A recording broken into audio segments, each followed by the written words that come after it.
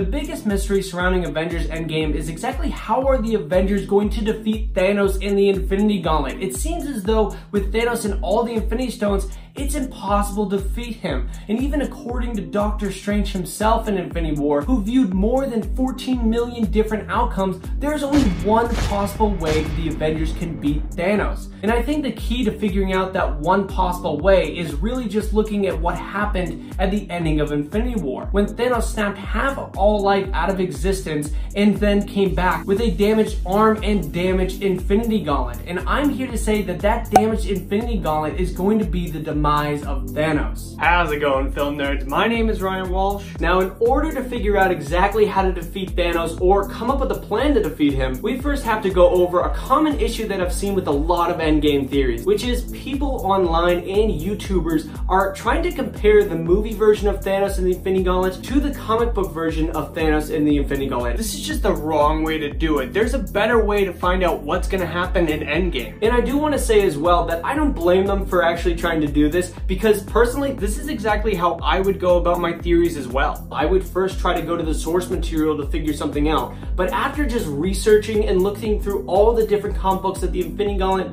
and Thanos has showed up in, there are just several clear differences between the comic book version and the movie version. Here, let me explain. Looking at the first time Thanos actually assembled the Infinity Gauntlet in the comic books, which was the Infinity Gauntlet series in 1991, Thanos had limitless power. He had control over all aspects of the universe, which are obviously all the Infinity Stones, and you probably knew that. But no matter how much firepower Iron Man had or how much strength Thor had, none of them could even touch Thanos. He was way too powerful. He easily took down the heroes by turning Thor to glass and then shattering him. And you know what's even funnier? Iron Man didn't even get to fight Thanos in the comics. Instead, Iron Man got his head chopped off by the woman called Taraxia, which was basically just a girlfriend that Thanos created with the Infinity Gauntlet. I don't know, it's really weird and confusing, but now knowing that information, looking over at the movies, this just doesn't add up at all, because Iron Man was able to take on Thanos by himself, and he did pretty well against him.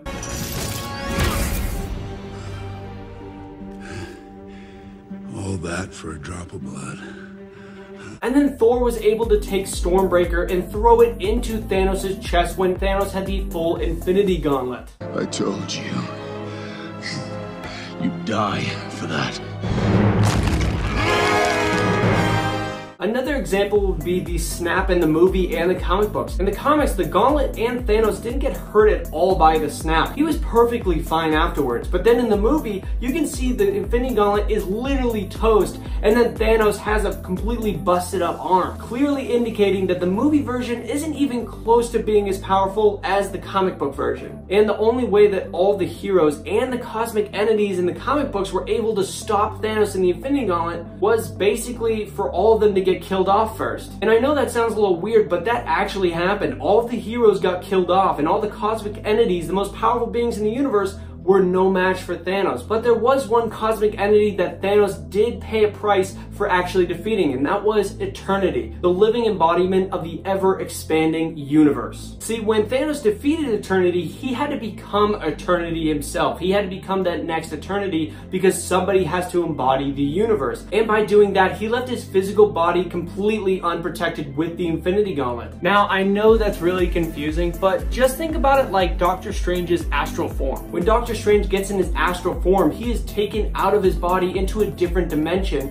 and he is viewing the world from a different perspective. It's basically Thanos exiting his body and viewing the universe from a different dimension. And by doing that, that's when Nebula was able to get a hold of the real Infinity Gauntlet and change everything that happened and defeat Thanos. But not only are the power levels of Thanos and the Gauntlet weakened in the movies, but also there's different rules to how to use the Infinity Gauntlet in the movies. For example, looking at Infinity War, whenever Thanos uses the Gauntlet and actually wants to use the power of the Infinity Stones, he has to close his fist. But in the comic books, that's not the case at all. If he wants to use the power of the stones, it doesn't matter if his fist is closed or open. And Joe Russo, one of the directors of Infinity War and Avengers Endgame, he said the reason they did this was just to make it a little bit more believable that the heroes could actually challenge Thanos with all of that power. So there's a big difference between both of these versions, and it's not really fair or accurate to compare one another. However, that's not saying that the movie version is completely weak and it's not powerful at all. Quite the contrary, because honestly, it's extremely powerful. There's some amazing moments that we get to see with the Infinity Gauntlet. Because in the original Guardians of the Galaxy movie, we saw the Power Stone alone take out an entire planet's population.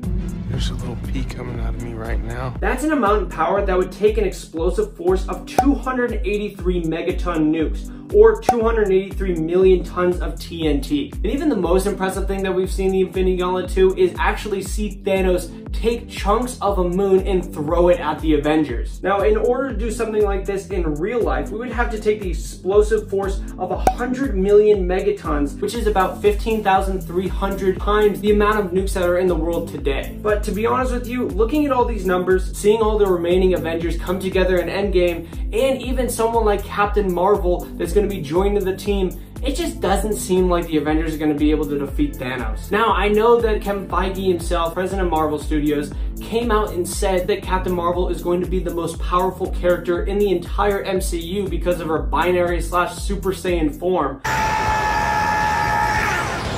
However, I'm really just thinking that he meant that Captain Marvel is more powerful than Thanos without the Infinity Gauntlet, not with the Infinity Gauntlet. So with that said, it just doesn't seem like they can go up against Thanos and physically beat him. Now, I know a lot of you are probably going to disagree with me on this and say, well, Thor did throw Stormbreaker into Thanos' chest and almost killed him. And you're totally right about that, but even the directors of Infinity War commented on this themselves and said, well, Thanos was caught off guard because of this, and he didn't know who or what was attacking him. And I'm willing to bet if Thanos was not caught off guard and he saw Stormbreaker coming at him, he would have gotten out of the way and then killed Thor with the Infinity Gauntlet. And not to mention, it'd be pretty boring if we already knew that some of these Avengers could overpower Thanos going into Endgame. But just because the Avengers can't physically go up against Thanos doesn't mean that the Avengers can't find a way around this and come up with a plan to still defeat him. Which leads us to an incredibly popular fan theory going around, and that's time travel.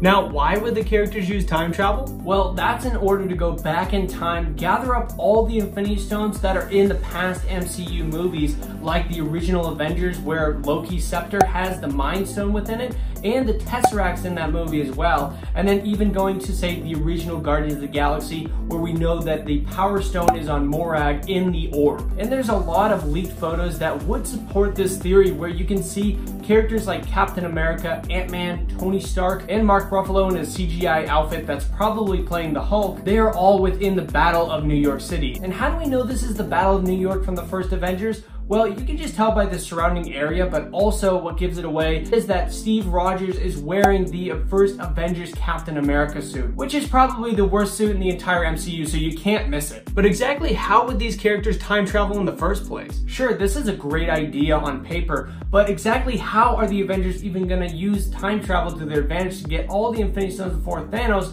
when they don't have the time stone? Because there are going to be two different ways that the Avengers can go about this. The first one being the quantum realm. And this is possible because of what Janet Van Dyne said at the post-credit scene of Ant-Man and the Wasp. And don't get sucked into a time vortex. We won't be able to save you.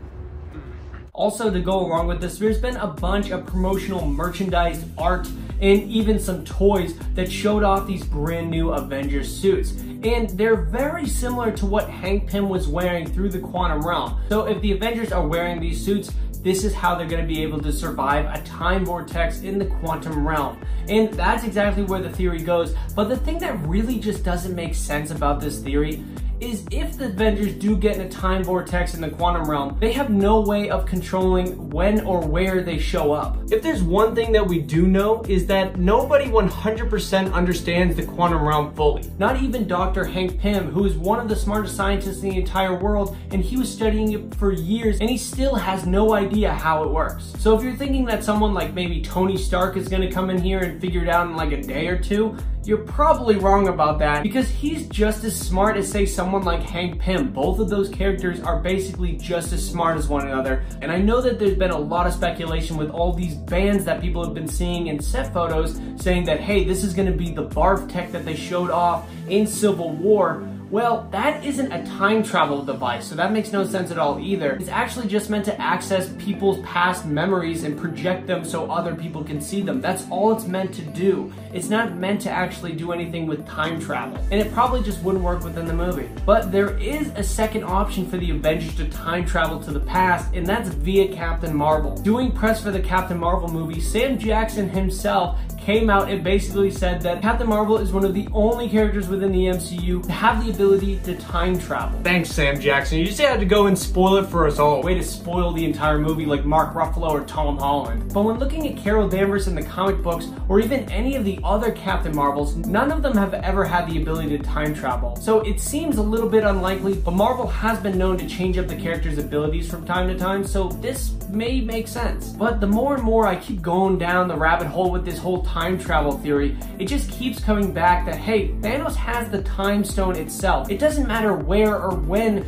the Avengers are trying to get the Infinity Stones. Thanos controls all of time, whether it being the past, present, or future. He can see everything that's going on, and if he sees them trying to do this, he can go to that point in the timeline, find them, and kill them, and it really just doesn't matter. There's no way around that. So all of us Marvel fans may be a little stuck with this one because there's no way that the Avengers can physically go up against Thanos and beat him, and there's no way that they can time travel and beat him.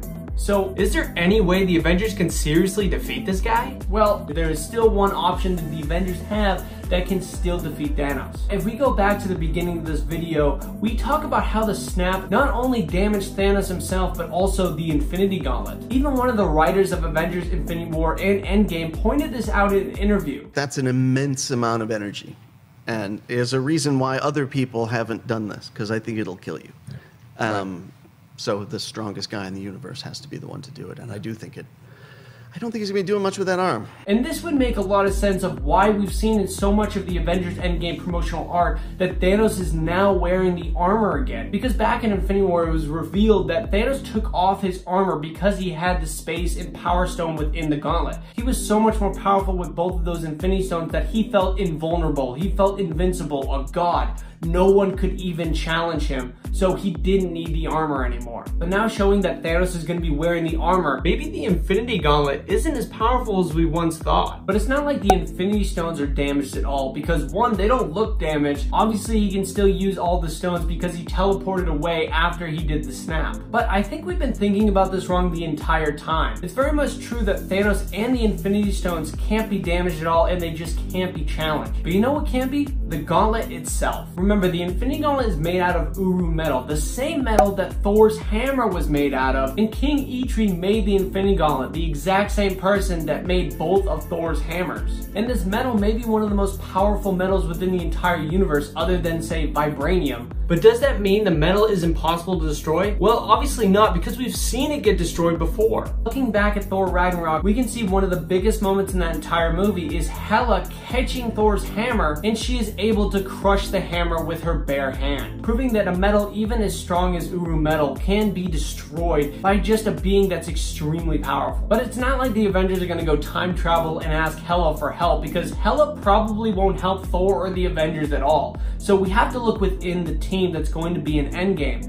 And you know, we do know of one character that's going to be even more powerful than any other character within the MCU, and that's Captain Marvel. It looks like Captain Marvel is going to be the character that doesn't go for the Infinity Stones or Thanos, but she's going to break the Infinity Gauntlet itself, and she's going to be the one to gather all the Infinity Stones and bring everybody back to life, because she is the only other character that's as powerful as Thanos and that can wield all the Infinity Stones. But you know what's an even bigger mystery to solve for Avengers Endgame? Is the title actually fake? If you guys want to see that theory, you guys can click right over here. But thank you all very much for watching, and embrace your inner film nerd. Bye-bye.